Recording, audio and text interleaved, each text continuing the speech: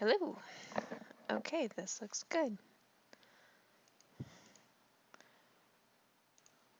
All right, so hopefully this is actually recording a good audio this time.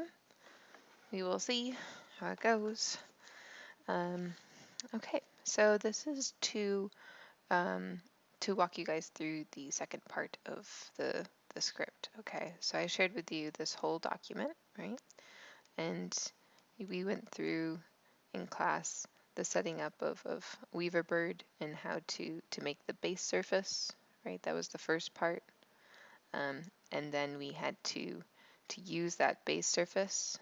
Okay, if we turn this on, we had made this base surface, and then we used Weaverbird to mesh that.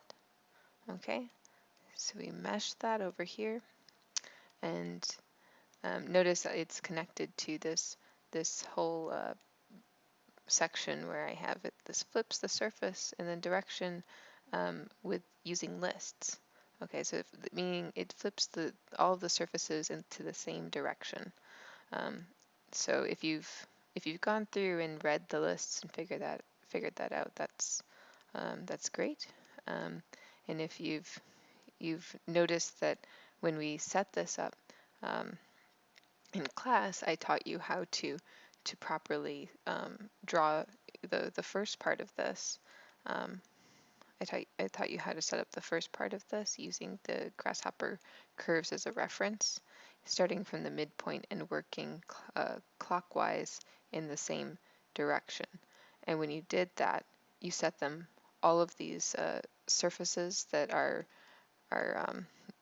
made from these closed curves in grasshopper, you set them all up in the same, to orient themselves in the same direction. So really, when you look at the script that I uploaded, this part isn't really necessary for you because of how we drawn those curves in Rhino space. Okay, so if I can actually input this into the script, the following script directly, and that should still work if you've set up those curves correctly.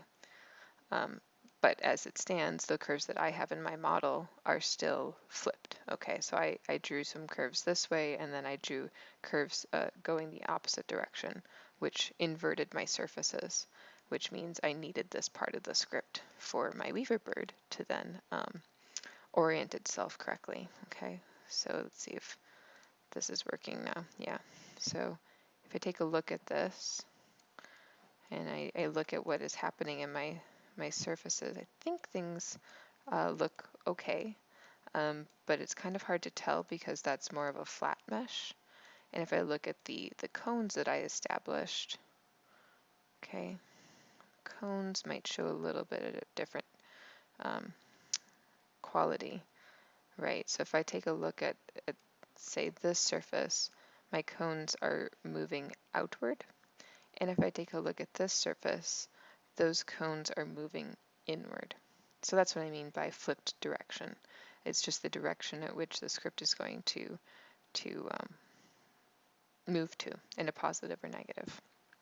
And what I needed to do then is I needed to create this script here to pick out the correct surfaces, or pick out the surfaces that are negative and I want positive, and then I made a separate list of them, and I flipped the surface for those and wove them back into the same script, and then used that as my new surfaces.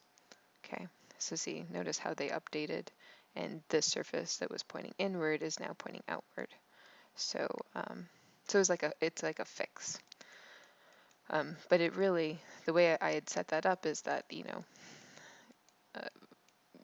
these guys here, the dispatch pattern, you'll see here it says true, true, false, false, true, false, true. What that is doing is it's picking out my list A and my list B that are dispatched from this capsule. Okay, so all of these surfaces are going into this, and they're being picked apart into separate lists using this pattern. And I'm getting an list A, which if I turn this on, preview, okay, This is list A, which are all of the correctly oriented surfaces that are positive. And then this is list B, which I need to flip the surface of. Okay, so those are my false, the ones I've called out as a false in my pattern. So that's what's happening here. If you were wondering what's going on. Actually, he is unnecessary. I didn't notice that I'd left him in there. I'm sorry if that distracted you. And you can see that then I wove them back together. So you actually have two new capsules here to understand and use. Dispatch, it dispatched into new lists, two different lists, and then wove those two lists back into the same list again. Okay, so if I look at, say, the list that's coming from list A here, you can see the patterning, what's happened based on what I've done over here. Okay, so I have true, true, false, false, true, false, true, and notice it's 0, 1, 4, and 6. And if I look at this list over here, the branches that have been picked out from dispatch are 0, 1, 4, and 6. And then the false, of course, are the inverse of that. So if I bring my list B over here and I take a look at it, you'll see that I have 2, 3, and 5. And the list B then is 2, 3, and 5. So what flip is doing is it's taking this is especially flip surface. Okay, so the capsule itself is called flip surface. This here, flip the normals of a surface based on local or remote geometry. So what that means is it needs a guide to flip to. So I took my positive list A, so all of these that are oriented in the right direction, and I used those as a guide for my list B, which are the ones that are inverted the wrong way, as my surface to flip. And then this, of course, matches that the incorrect surfaces to match the right direction, and then that gets woven using this capsule back into a list. So if you think of weave, right, you have this kind of these two threads that you're pulling together to make one whole. So that's kind of the concept here, where you have these 0, 1, 4, and 6, and those will stay in the same list place. Okay, so they'll still hold that location. It'll be 0, 1, 4, and 6. And then 2, 3, and 5 will stay also in their same locations here. So this really just brings them together to match what was the original list over here. Okay. So this is just a list control group. Okay. So I hope that is a little bit clearer. I know I uploaded that and I don't think I really explained what was happening. And then this is to join the mesh before we go into the meshing the B-rep. Okay, so this meshes the B-rep, and then what I wanted you to see was that we're meshing it before it's these are all joined together. So if we do that, then we start to see all the branches, and you can pick out a branch using tree branch to identify which surface you're working with. Okay, so if you wanted to work surface by surface, this would be one way that you could do that, by just picking out the surface from the list using this tree branch.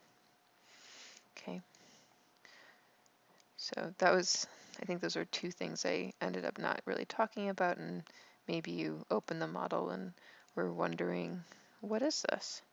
How do I use it? Okay, and then the other part that I wanted to talk about, so we had gone over how to set this up, we'd gone over Weaverbird, right? And this should be relatively self-explanatory with these titlings and we walk through it in class. Also, you have the plugin and the script itself, so I'm not going to go over that again, but I will go over how it's used in this script. Okay, so this is the fun one, supposed to be fun, where we're learning how to make this kind of patterning.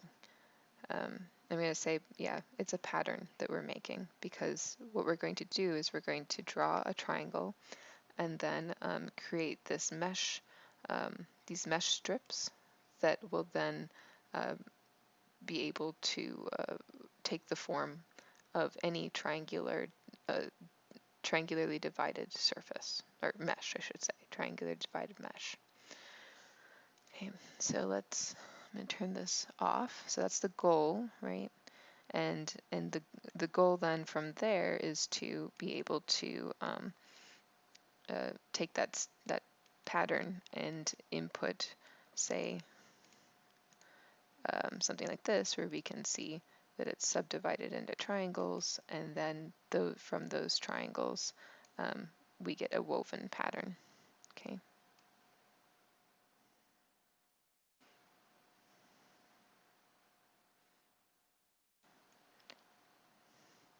So, and then of course we can control that mesh, right? So the mesh that is a very simple flat mesh as an output, we can add thickness using Weaverbird. So I can turn this off, and we can go to this last part of the script where you see how we use Weaverbird to give it some thickness, right?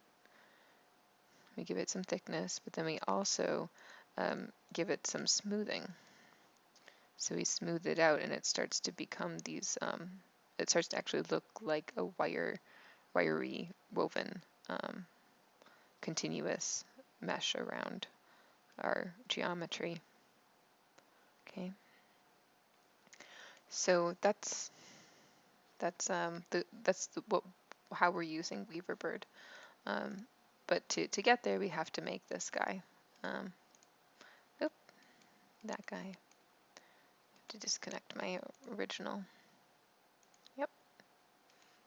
Disconnect from here. Okay, so it all starts with him as our pattern maker. I'm going to turn this off now, and we'll step through this what appears to be a monster, but he's really just I think a lot of copy and pasting, and then crossing the wires correctly. Which, if you've opened the script, you have this in front of you, so you should be able to see what is the correct connection over here. The order of these wires. Okay, so to start with, I used a reference as my mesh. Okay, so in Rhino space. So if I go over here, I see GH mesh reference. Okay, I turn that on, and if you're using my Rhino file that's uploaded, you should see this. Okay, there's a curve, yes, and there's a mesh. Okay, they don't really appear too much different. I think if I turn to ghosted, I might be able to see there's my mesh. Okay, and if I move it over, then I can see the difference between the curve and the mesh. Okay, and then I drew this mesh just using a polycurve. So I went to here, and I chose my polyline. I went to top view. Nope, let's set this again. Set view top. Okay. Right, and I just drew a random, this is not an equilateral triangle, it's just a triangle. But I do need it to be only 3 sides, so that it will work with my subdivision of meshes into triangles. So I drew that, and then I went to the mesh option over here, and I chose from closed polyline. So it's going to give me a mesh from a closed polyline. Okay, I select it, and then I have a separate mesh from my polyline. Okay, so that was the first step, and then the next step is to bring that into a grasshopper space. So I just brought out a mesh container. right? It's not a capsule, it's a container, it just holds the geometry. I right-clicked and I said set one mesh. Okay, clicked on that, brought that in here, and now that geometry is in my grasshopper space. I grouped it, gave it a blob, gave it a title, and said this is my ref mesh. This is the, and I just say ref because, you know, it's my reference to the Rhino world. Okay, so then once I have that, now I wanted to deconstruct that mesh. Okay, so I want to break it apart so I can find the vertices of it. I need to find those vertices, and then I need to also move that surface, that face of the surface up, right? So that I can start to weave across that shifted up surface. So if I'm going to, if I'm going to create that woven pattern, I need to find the midpoint eventually of not just this first face, but I also need to find the midpoint of the top face, so I can start to connect those midpoints across the triangle. Okay, so you can see here my next jump is to have both. I need to offset the mesh. I would say that's probably the next step, is to offset the mesh and get two of these. So we're going to do this is a Weaver Bird command. Okay, so you should, if you don't have Weaver Bird in your computer, and then you're probably not going to be able to do this. I don't think that's right. I'm going to go to the Weaver Bird menu here. I'll go to the transform and then offset, Weaver Bird offset mesh. Okay. So I'm curious if that's the same. You know, I did offset mesh, and then it gave me this option. Oh, there we go. Weaver Bird's offset mesh. Yeah, this is something else. I'm not sure where this is from. I have a couple of old capsules that I've downloaded, and I'm not exactly sure what some of the things that I even have up here anymore. But this is the correct one, the Weaver Bird offset mesh. Okay, so then I'm going to input my reference mesh down here, and then I'm going to give it a distance. Okay, so notice its default is in the z-axis, so I'm happy with that.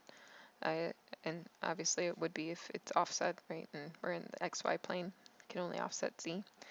Okay, so I'm going to give it a distance. And what did I give it before? I don't remember now. Point? Is it a point? Yeah, floating point integer. Okay, so floating point integer. So we'll give it 0.75 for distance. And this is going to now be the height of our weave. Okay, so I think before you saw we had the woven, what looks like a sphere, and that was pretty tight together, right? They're pretty close, and the wires themselves were pretty thin. But this is actually, we could control this offset height using this parameter. Okay, so we can make the height of the offset pretty great, or we can tightly bind them. So that's what this guy's doing. I might actually rename this so it can be like weave height. Okay. And then give him a group and make him special, because yeah, he's something to come back to. And you could probably also give that a higher value so that we can see how high we can weave it, you know, just how wild that script can become. Okay. So once I have that and the original, I'm going to turn this guy off because he's distracting. We want to actually see when I click on this, it says reference mesh and offset mesh. Okay. Okay, so now that I have both of these, now I can kind of start to organize these, because I'm going to, as you can see in this script, I'm going to have two of kind of the exact same scripts flowing here, okay? Because we're doing the same thing to each one, so that makes sense. And so I'm just going to organize it like that, where I have my original starting mesh, and then that's just going to flow from there, and then we'll start to add on all these bells and whistles. Okay, so let's deconstruct. Deconstruct mesh here, deconstruct mesh. Okay, and we're going to, like I said, everything's a copy, so we're going to need two of these. One is going to work for the offset mesh. Okay, and we'll get the vertices. And then the other one will work for the bottom mesh. Okay, so the bottom, the top, awesome. Okay, so the next thing we have to do is we need to list those. Okay, because we're going to create the lines around the face, and then from those lines we're going to find the midpoint so that we can start to cross them and connect them. So I need to list the vertices, and there's 3 vertices for each. So if I see that here, right, 3 vertices, yeah, it's a triangle, makes sense. Now remember, we can do list item like I showed it, where we have I've listed each one, right? I've copied and pasted this 3 different times. I copied and pasted them, and then I added this deconstruct face. And what deconstruct face did then is it gave me the corners exactly. So it breaks out those corners as 1, 0, 1, 2, 3. I don't have to actually enter the number into the index. This is just going to give them that number. And I think if I wonder if I do point list, if that works. Does that show me anything? No. Yeah, it's not going to work because it's not an actual point. So it's just going to give me the number of it. It would work on one of these, point list. Then it would work. Or up here, we could see it. See, 0, 1, 2. But this isn't going to work over here because these aren't. Maybe a panel is better for us to see that. What's happening? The deconstruct face is just giving us the number of those. See, that's 1, this is 2, and this is, oh, nope, sorry, that's 1, that's 0, and that's 2. So I've input them just straight. So, oh, sorry, this is for the index, right? We're choosing out of the index of vertices, which is here. We have 3 points, so we want to say this is going to be point, I guess that was 1, and this is going to be point 0. So this is this guy, right? Because that said 0. And then this is going to be 2. So that's C. Okay.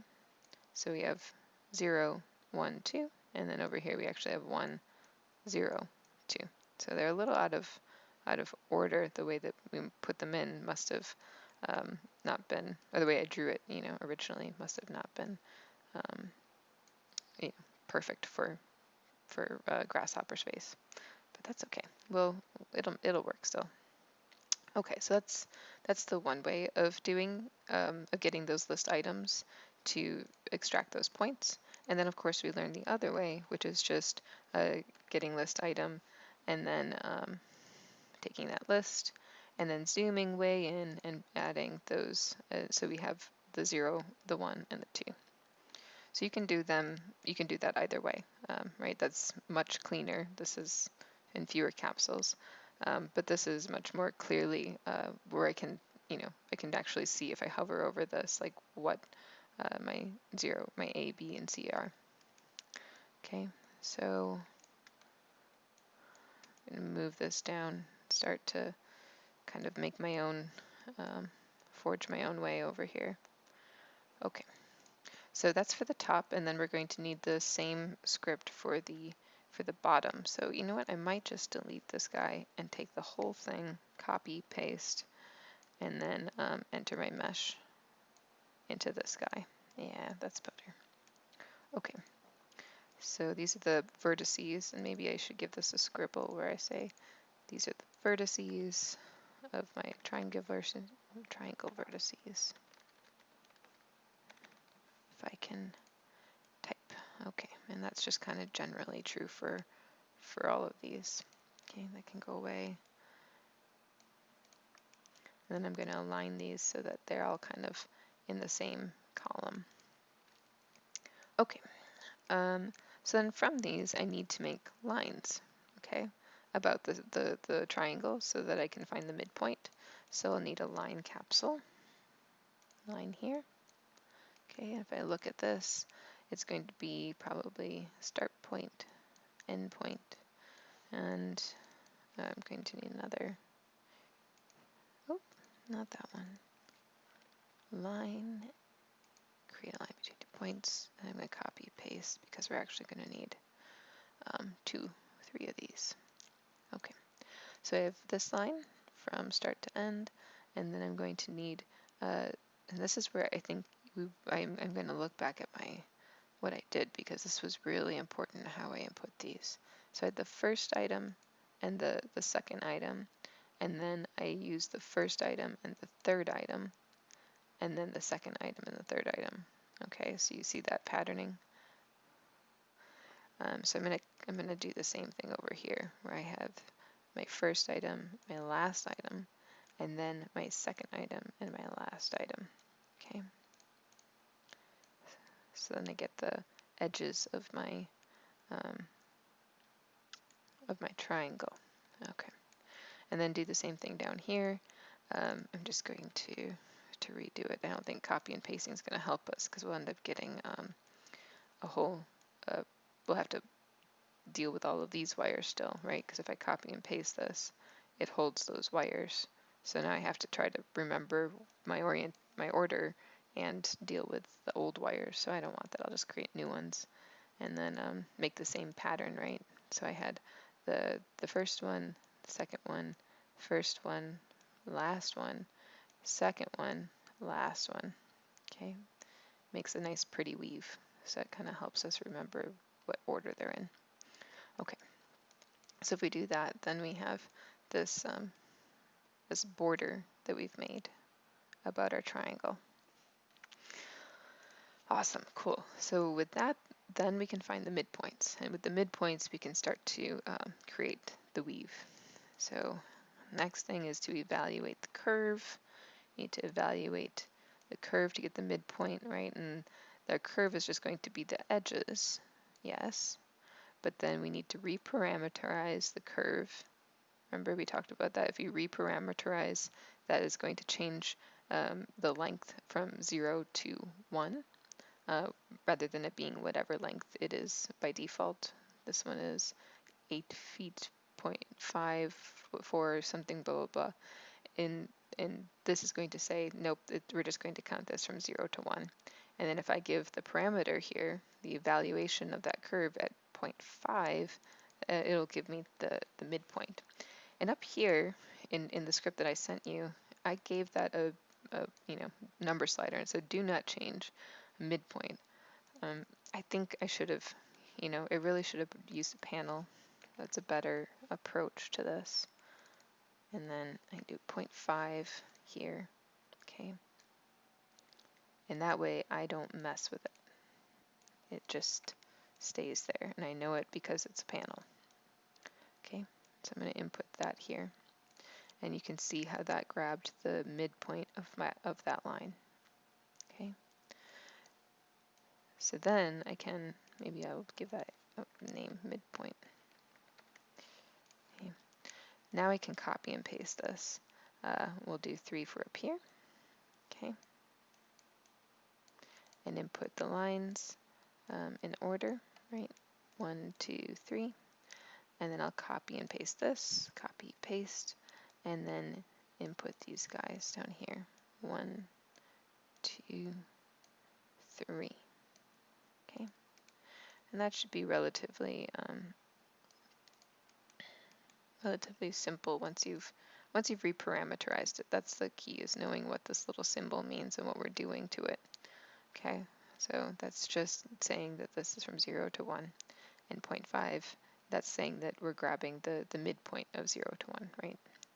So, okay, that's what's happening here. And now we get the fun of the weave. And this is where I'm going to keep looking up at that script, because it was quite tricky to get these things all aligned in the correct order. So the order matters. Okay, so I'm going to look up here and see what we've got. We have evaluate curve, and then I used guidelines. Okay, these are my little trick, because I needed them to actually to have a width. So if I look over here on the other side of this, you'll see that there's an offset, right? And that's so that I can construct a mesh with some sort of width to that mesh. And I use the vertices then. I use those offset points to construct those mesh spaces.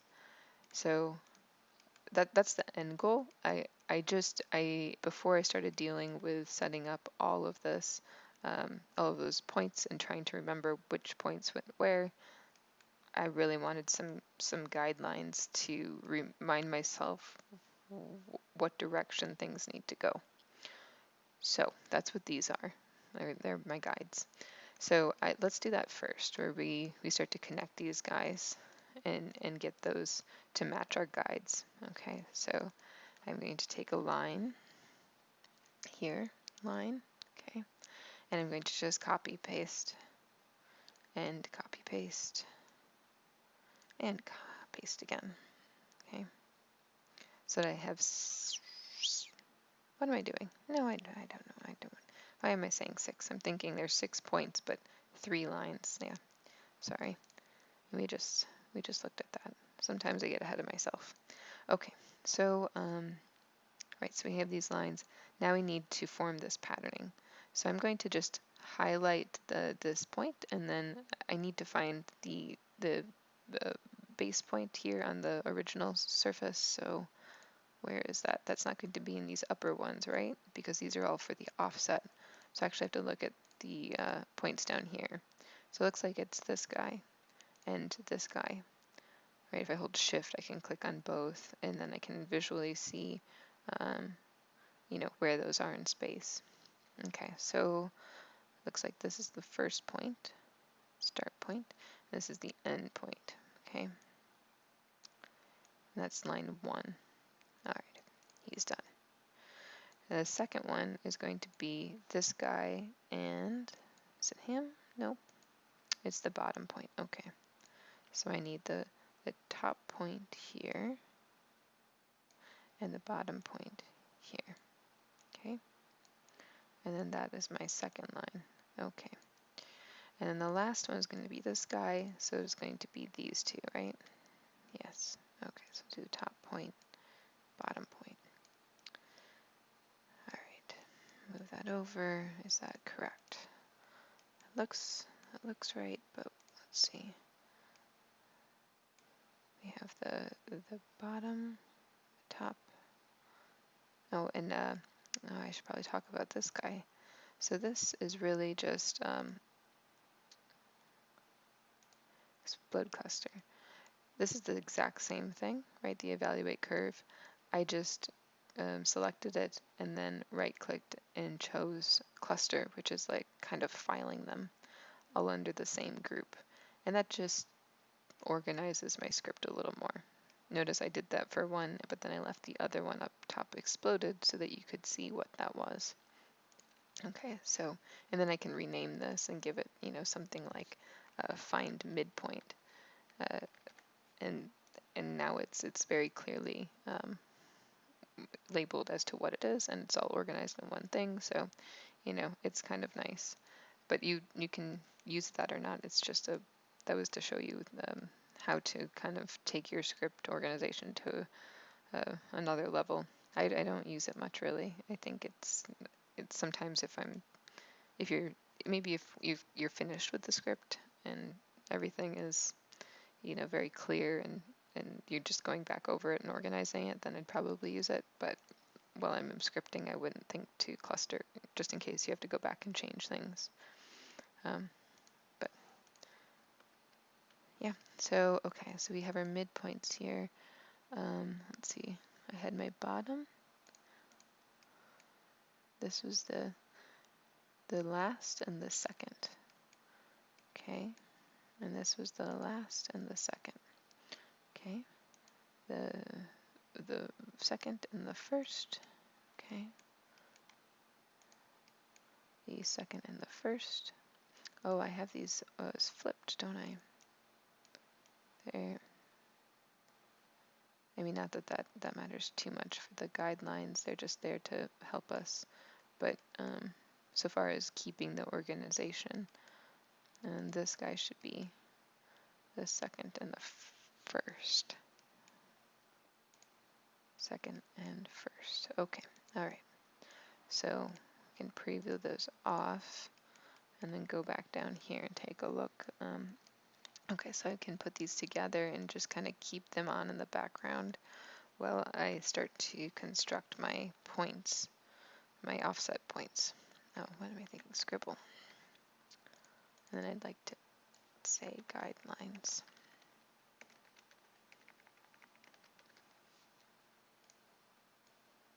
Okay, we'll group those together. And then, okay, so then now we want to start working through the offsetting of those points. So, so that's what we have going on here. We have a move. We have actually two move capsules that are offsetting from that midpoint in either direction. Okay, and the vector is going to be this guy, which is coming from the midpoint, right? The midpoint, and then it's going to move to um, a, a target. But we can actually use these tangent vectors. So that's actually telling us what is the tangent to that point about the curve. Okay, so we're using this, and it's better to look at the actual evaluate capsule. We're actually going to use the point that's created, that midpoint. We're going to use the tangent of it as our vector to move those offset points in the direction along the curve. Okay, so that's what's happening here. We're taking the point and we're moving it in an A direction, like in a positive direction, and then we're also going to move it in the negative direction. So that's what this guy is doing. He's reversing the vector. He's flipping it so that it moves in the opposite direction. Okay, so we're going to need, let's see, we have amplitude. So this is going to be the width of the actual, right, because the amount that we move it is going to influence how wide our mesh faces are, and eventually, you know, once that becomes the distributed pattern, right, it'll become that mesh ball, then that'll decide how wide the mesh is about the ball, right, how wide those strips are. So, so this is a really key floating point for us to say how wide that is. It'll affect the overall appearance. So that's why he gets a big green circle and this width control, whereas this guy got a do not change, and we need to always keep this a midpoint. Okay, so it's using graphics to kind of help the scripter and my future self as a scripter. Okay, so let's do that where we bring down two moves, and then okay, so we'll bring down move, and we'll use this for the first point here. Okay, and I'll move my geometry. Notice the move is in the Z direction. There we can find it because it moves like 10 feet or something. Yeah, it says 10 in the Z direction, so it'll move way up there. If I take my tangent here, that will move it in the direction then, let's see if we look at what this motion is. Okay, that will move it in the, oh, actually, no, it's better in top view. There we go. That will move it along the curve because it is tangent to the curve. So what I need in here is that amplitude to control that amount. Amplitude. Okay, so we have our vector. Input the tangent into the vector, and then the vector into the motion. And now if I give this some sort of number, let's say 0.55, and then I have, you know, a floating point to control that. All right. Oh, let's move the slider. There we go. So now you can see that we have that control of the width. So my mesh that's going to go from this point to this point will have a width from here to, we need the other point on the opposite side of this. So we need to copy and paste our move and give this vector a reverse it's kind of like flipping the vector. Like just need to give it a reverse motion. So we'll move opposite. Okay, so now I can see that I have both points moving away from my midpoint along the tangent. And then if I adjust my amplitude, I start to adjust that width of the mesh. Okay, so this guy's really special. We're going to give him a title. We're going to say weave width. Okay, I'm going to bring this over, and then I'm going to group this all together because this is going to need to be repeated then for each and every point. So I'm going to Control G, select that. Okay, I'm going to Control G because he's different and blob him. Okay, and then kind of move these over and give them a lot of space, right? I think I made a pretty pattern over here before where it was kind of nice, you know, that these guys were brought over and then this guy was brought back. And then you had the guidelines next to the actual points that we're going to use the guidelines for. Okay, but you can, of course, get rid of that and move them however you need. And then I'm going to title this weave width, color. I liked that funky color, the brighter, something that you can see. Is that what I did? Yeah, pretty close. Okay. All right, so we have the moved points for that top point. Now I need to copy and paste this. Oh, let's copy, paste, and copy, paste. And then I'm going to select all of this, move it up, copy, paste, move that below. Okay, so now it's getting the wires into the right spot. All right, so we look at this and we see. So this point is done. So I'm just going to move him up so I know that. Now we're going to work on this point. Sometimes I'll do this just for helping myself remember where I'm working. So I'm going to work on the second point now and do the same thing. So this is going to go over here. This is the geometry we're moving. And then we need the vector that is controlling that move, right? So that's this guy. So we need to take that tangent and then put that into the vector. Okay, so that updated. Good. Okay. I'll probably also just preview these off as we're working and then we know which ones are done. Okay, next, these guys. So it's this third one. So we're going to take the point, put it the geometry, and then vector is going to be our tangent. Okay, right click, preview off. Next is the base mesh that we did, and this is the first point, so that's going to be, let's move you down, it's going to be point into the geometries, and then tangent into the vector. Okay, and point, point. I sound like I'm teaching ballet. Plie. Okay, and the next is the last one, so I should probably preview off these.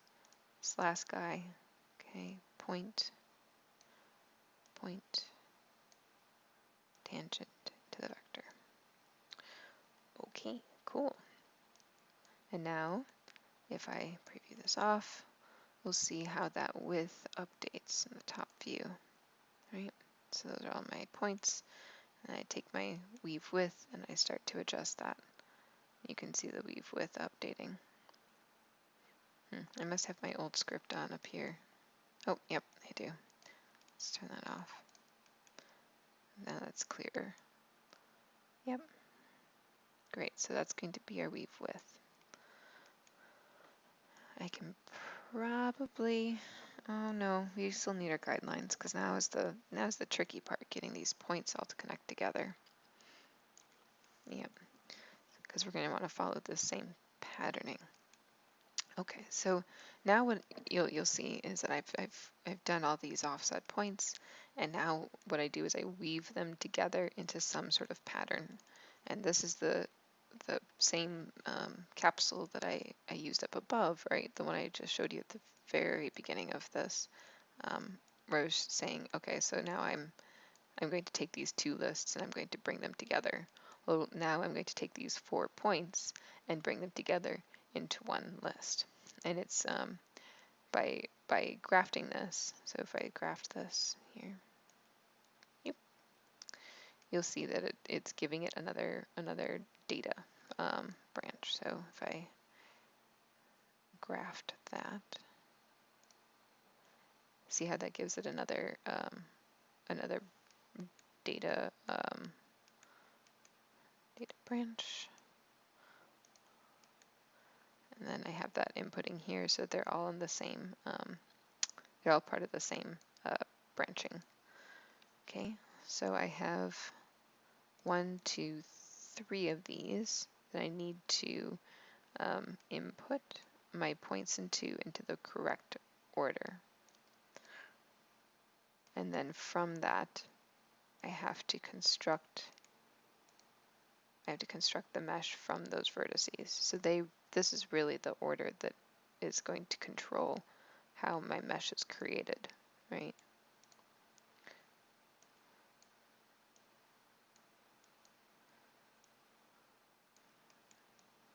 Okay, so I'm just taking a look at this. Right, so I have 4 points. I have these 4 points input. So I really need to look at what order these are input as. Okay. So I have this. Oh, maybe that's why I had my lines flipped, because I had flipped the order of these two. Right. This should really follow the same patterning, right, where we had before, where you had the first and the second, and then the second and the first. Oh, that's the last and the first, right?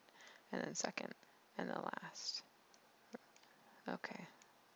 Trying to memorize this so we don't have to keep going back up and checking, because that's what I had to do when I first did this. Keep checking that I was doing this correctly from the guidelines. So that's probably what you'll have to do anyway, because you're going to need to, well, maybe, I don't know, once you get this patterning down, maybe it'll be simpler for you. I know I had trouble. Okay, so I'm just going to grab these weaves. I think I've stared at that long enough. Okay, and just seeing how that is. So weave here is what we're going to use, but then notice how I only have 2 streams of data that are my inputs, so I need to give that another 2 inputs so that I can have 4 points. Okay, and then I'm just going to graft these automatically, since they all need to be grafted. Okay. And then we have 3 of these, so copy, paste, and paste. Okay, and now the fun begins, where I start to try to figure out my ordering. So my first ones were, we had the first and the second. Okay, so I'm going to go in order here with the top first, second here, and then the second, right? So 1, 2, 3, second. Okay. So if I look at these, I can probably also highlight them and check. Yeah, that is correct, right? This to here. Okay, so I'm going to input this guy and this guy. And am I seeing that? It's not showing me, but well, it has to be there, because I'll take a panel and just check. It's not actually highlighting my points, right? But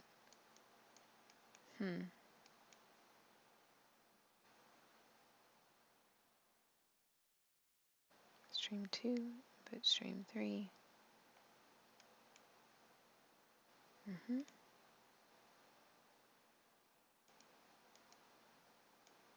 Oh, right, that's why. Okay, so if we look at, I didn't remember that I did that. We had to change the pattern. So apart from, so we created 2 extra streams here of inputs, right? We have 0, 1, and then we've added 2 and 3. But notice there's this pattern input, and this is asking for us to, and if you hover over it, you can see that too, that says 2 locally defined values, that's 0 and 1. So this is allowing us to control the pattern that's output, meaning I can pick and choose which data streams I want to see as my output. So we're seeing, like the input says stream 0 and 1, which is this one and this one, our first 2 points. But when I clicked on this, I looked at my screen and I thought, where's my other 2 points that I just added? Well, we have to update the pattern in addition. So now that we've just adding these to the weave doesn't update the pattern. Okay, we have to do that manually. So I can do that by right-clicking and doing set multiple integers. Okay, and then I can type enter and enter 2 and 3. Commit changes, and then that will now control the list that's being output. So now it's not just 0 and 1, but it's also 0, 1, 2, 3. And you can see that as the panel updated when I did that. Okay, so I think, I could do that to each of these that I'd already copied and pasted, but I think I'm going to delete those and then copy paste. Oh, but then we get the wire crisscrossing. Oh, yeah, that sounds like a great way to mess up. Never mind. If you understand that, it's just that if you already have the wires input here, it can be really messy once you start to input the next set of wires, just trying to remember where they're coming from. Okay, so I'm just going to set the multiple integers for each one of these before I input the, so that they're already updated. Set multiple integers to enter 3. Okay, and now when it gets output, it should be the same as this panel. Okay, so we've done these. I'm going to turn them off. Preview off. Okay. And next is going to be this one. So we're going to look at our template over here, our guidelines. We had 2 and 3. Okay, 2 and 3. So that's this guy here. And 3 here. Yes, that looks right. Okay, so we'll input the top 2 and 3. Okay, we'll click on that and that looks right. We'll have to check it once we start to construct our mesh. Preview off. Okay. And then there's this guy. Okay, so he's our last 2. So I'm just going to take the top 2. Really helps to turn those off so you don't see all your options, It's much easier if you limit those. Okay, that looks correct. Okay. Preview off for all of that. Okay, and then I'd probably give that a scribble and just say, these are my offset points.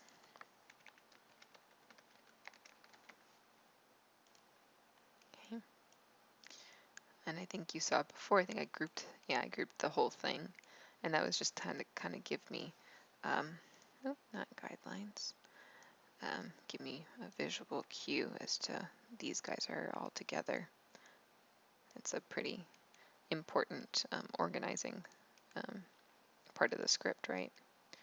Okay, so we've worked through that. Now we have the woven points. Okay, cool. So we have 4 points output. Yes, for all of these, doing a double check. And then now we can construct our mesh. So you'll see it over here. I used a construct mesh, but then I also used a mesh quad. Okay, and what mesh quad is going to say is it's going to say that my mesh is made up of points. Okay, so for the corner A, B, C, D that we saw before, this is actually kind of saying 0, 1, 2, 3, which is what you can see here, where it's telling it that there are 4 points that is going to make up this mesh face. Okay. So then it should be as simple as, now that we understand that, oh, I can delete that. Now that we understand that, it should be as simple as just bringing down a construct mesh and inputting our woven pattern of points into that construct mesh. Okay, construct mesh. Notice it creates a default mesh using 4 points.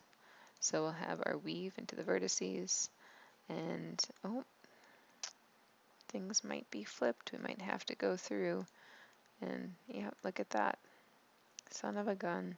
Looks like these two are in the wrong inputs. Okay, so that's what I mean. We have to be careful. Maybe I didn't. I should have put the point list on in order to get that. But we're just going to give it a mesh quad to make sure that the face has 4 points. Okay, and then I'm going to have to go back to this guy and flip these bottom two, right? The bottom are here. Preview on. Yep, these guys. I'm going to flip those. So I have the bottom and then the top. There we go. And now we can see that that's a flat mesh, right? From those 4 points. Okay. So you might have to do that just to make sure you get a flat mesh like that, but we're going to copy and paste this, and then we could probably just use one of these for all of them. We don't need 3 to double check that. Okay, so we're going to input our weave into each one and check that. Okay, so it looks like our last one is flat, but this, oh man, look at that. The second one is also flipped. It looks like the same problem where it's just a matter of flipping the bottom 2 points. So let's go to this guy and let's take the top one and input that into the 3, and then the bottom one we'll input into 2. Okay, and that updates that. Okay, all right, so now we have our mesh faces, and we don't need our vertices anymore. We just want to see those guys, and that's our pattern for our triangle surface. And then I think what I did was I input these into the same mesh capsule just to try to so that we can then organize it and deal with it all together. So I'm just going to make a container and input with holding shift, and we'll input those in there. Turn these off, and now I select one, and that is important. Cool. We'll say mesh pattern. Okay. All right, so that's not, I know it looks a little overwhelming with all the crossing wires, but it's really not as bad as all of that, I don't think. It's just getting the wires to input into the correct inputs. So and you have the script, so I would say walk through it and make sure that double check that you've kind of followed those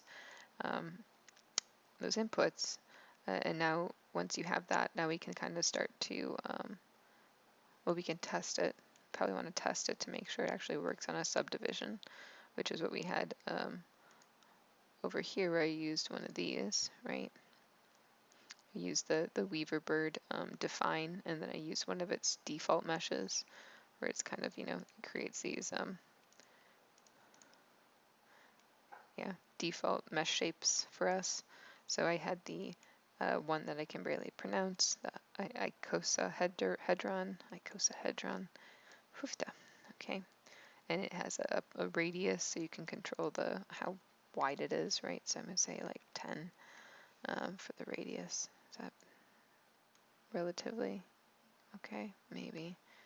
I could probably go bigger since our mesh width is like 0.5. I think that's like 6 inches. It's like a foot across. So you could probably get away with like a 30 as a, you know, relatively an okay size. All right. And it's going to be at the XY axis, so the plane, it's fine. We don't care. We just want to test it. Okay, so then the next thing I did was I did an approximation of this. So I did the Weaver bird subdivision. I think I did the loop subdivision. Okay, and chose. Oh, yep. Now you can see that update there. That's the subdivision approximation of the geometry. And if I turn on the extract polylines, then I can see what that mesh is doing. So the mesh is actually made up of these polylines, okay? And it's giving me that surface appearance based on them. So this is that approximation of the original geometry, okay, which is very different, is something to kind of note with the subdivision, is that it will adjust your shape. And now it kind of appears more like a sphere or something. The default is 0, or sorry, is 1. But if I bring a slider in here and say 2, it will give me twice as many subdivisions, okay?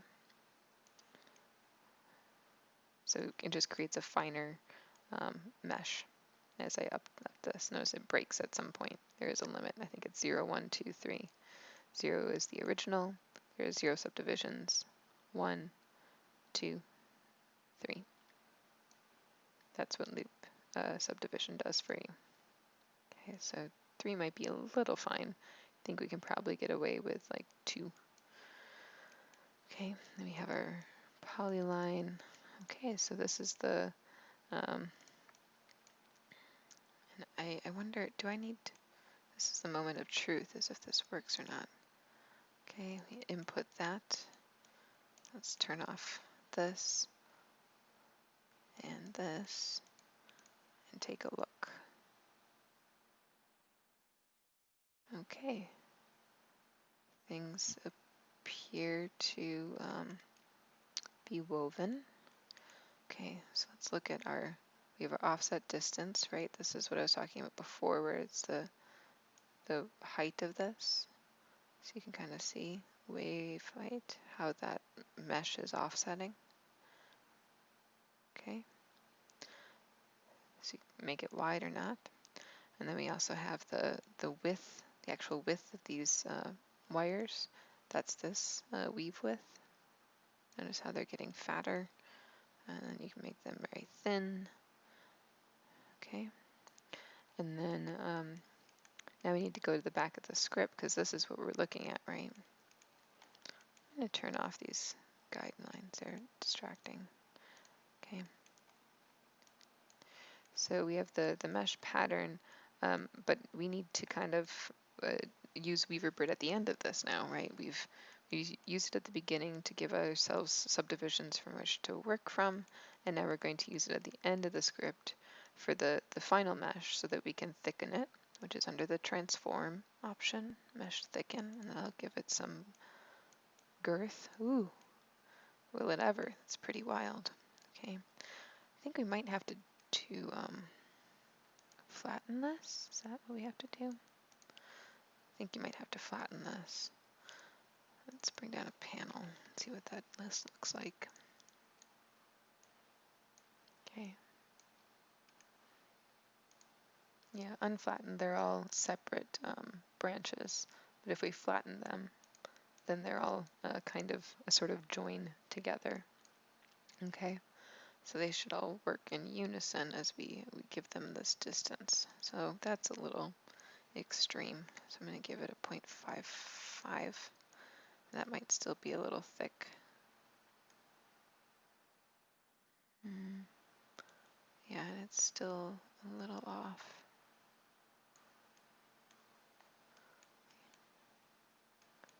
Oh, I did use a mesh join. I flattened and then I joined as well. As I say, because I don't think this actually joins, I think it just brings them in the same list. So I really needed a mesh join to solve that.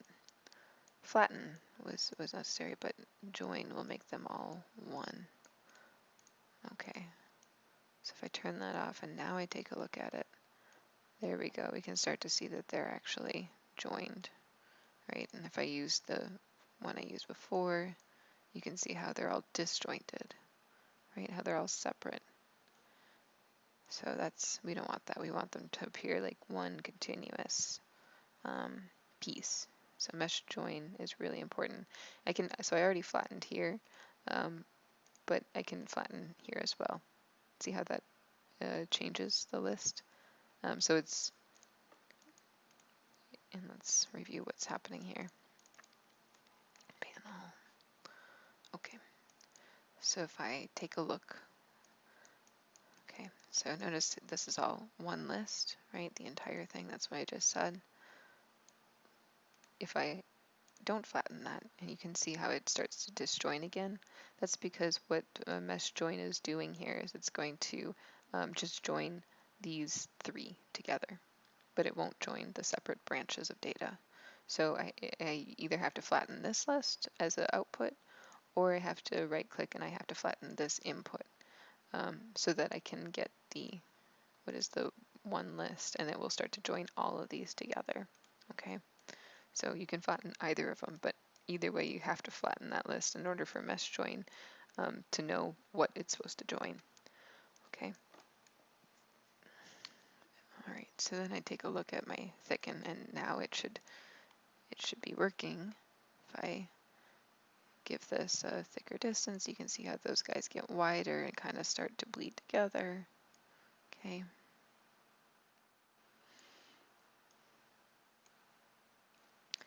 Right, and then I think the last little bit I did was I used the subdivision again, this loop subdivision, to make that even finer, right? Because that's what this loop guy really does. He makes my mesh even nicer. So I'm going to turn this off, and wow, yeah, look at them. They look like actual cables or something wrapped in a ball.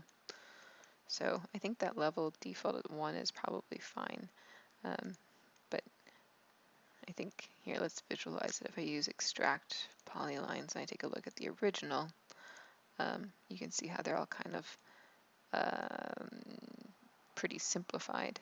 Okay, but if I take this over here after my loop subdivision, you can see how it really refines that mesh into a much smoother mesh. Okay, if I give this a 2, let's see what 2 does for my, it might break my computer really, because it starts to get very fine. Yes, they're like actual wires, right? They look like the mesh for your earbuds or something. Okay, so I'm gonna delete this, it's unnecessary. And I'll probably bring this back to 1 just because I like to be nice to my computer. But yeah, that's how you can use Weaverbird for different geometries then, right? You can start to refine your geometries and make them a little bit softer, more organic and smoother using the loop subdivide. You can thicken your mesh using that, and then of course there's the actual subdivision part that we've learned in the beginning, which is was this guy we used, the loop subdivision. I don't think we can't use Cat McCall Clark for this one because it's, remember what I said, it's always quadrants.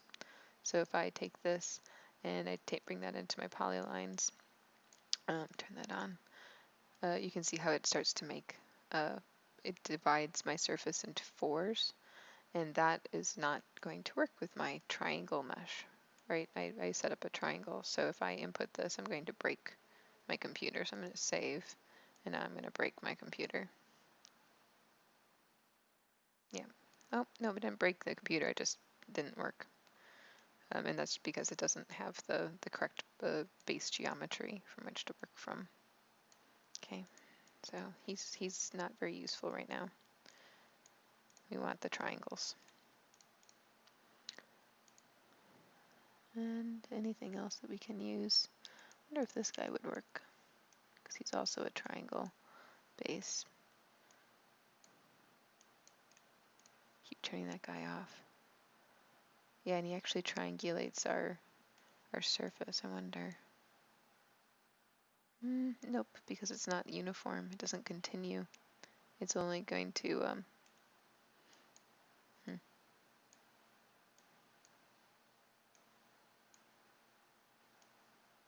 now I might break the computer. Oh, that's bizarre. So yeah, so you're going to have to play with ways to apply this, but I don't know, it's kind of an interesting concept to have something that is your own pattern being dispersed across a surface. It's and then you're using these subdivisions as a way of I don't know, controlling that. Because it's pretty easy, right, to get the subdivision. So now you get to use it for something cool. What are you going to make? That's just strange. Okay, so that is the second part of the script. I'm going to turn this off. Oh, now maybe I broke my script. Yeah, I got too excited. Oh, because I'm using the polylines.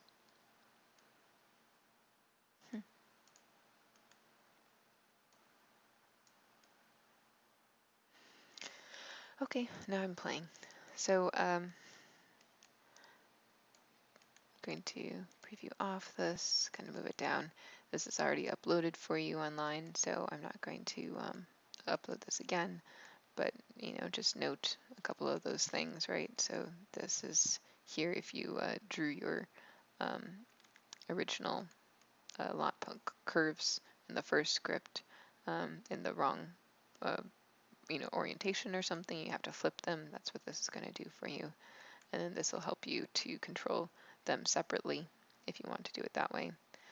And then for this guy, we learned about how to create a pattern and then how to disperse that pattern across the surface, right? You had an original mesh here, and then we built our script on the original mesh based on a single shape, and then input subdivisions that follow that shape so that it can approximate that geometry, right? So I hope that that was useful for you and that you have some ideas then for your midterm as to how to apply some sort of parametric whatever that we've learned, a subdivision for a surface. We had the towers where we learned how to add a diagrid to the towers, or like Pierre, the Luigi Nervi's dome, right? That was also a subdivision, and then a diagrid. And then we also learned how to construct surfaces. So you learned about shell structures. That was the beginning of the semester. And yeah, I guess, there were a couple of questions about the midterm subject material. So they understood everything that needs to be delivered, but what is it that we're supposed to deliver? Is it just the studio project? And then there's these parametric things, or am I supposed to parametricize my whole studio project? What am I supposed to do? Really, the idea is that you're going to show us what you've learned this semester using a project. So it can be your studio project with the addition of something you've learned from this class, or it could be your own thing that you've been interested in this class, such as stadium covers, or ceilings or roofs, or jellyfish, or whatever it is that you've found interesting. You should show us that. So if you do choose your studio project, you will need to probably change that for this submission, right? Because you need to show some sort of parametric version of it. And that could be you change the roof, right? You take off the roof and you give it a roof like this. That'd be pretty wild, but it is perfectly within the prompt, okay? So, or maybe you give it a facade like this. You have some sort of organic facade across your um, library. But you should probably think about this more like you're showing off what you're doing in this class and not so much what you're doing in Studio Final, so, or midterm. So I would expect you to not have the same drawings for that you have for midterm and as you do for this. You might be able to take the same aesthetic, but you're going to have to adjust them to show this new addition to your roof or your facade. Okay, so it should not, I don't want you to have to do double work, which is why I was kind of saying you could use your studio as a base, but I also don't want no work. Okay, so if you just show us your studio piece and then you have 3 parametric iterations showing us the facade, well, it doesn't connect the dots. You should use that facade or that roof or whatever you're parametricizing on your building so that we can actually see it and you can say why you thought that this was most appropriate. Why did you put the diagrid on your library? Why did you put this organic, um, you know, roof structure on your roof or on your building, right? What is it about this that really spoke to you? So, or works with your design. Because I could see this being like maybe in a lobby or something, like some sort of feature wall, and you've got these plants growing out of it or something. Or you could maybe use it as like a fun play area in your project. So like you have a you know some sort of civic structure and you have a play area for kids. Well, this could be the thing that they play off of, a kind of jungle gym. Could also be a ceiling, right? You're going into a wild like I don't know museum space, and this is like the kind of cloud ceiling that's hanging there as you enter. Like there are lots of opportunities with the geometry that we're using here, but the goal is that you're using the skills that we're teaching you as far as this parametric um, iteration, and then applying those techniques to your project to make it look cool and sell it. So sell it, yeah, show me. Okay, I think I'm done. It's Saturday and it's been an hour, so that's I'm sure you have other things to do than listen to me talk about what you need to do. So I'm going to save and close, and I will see you guys on Tuesday. Looking forward to what you're creating. Okay, bye.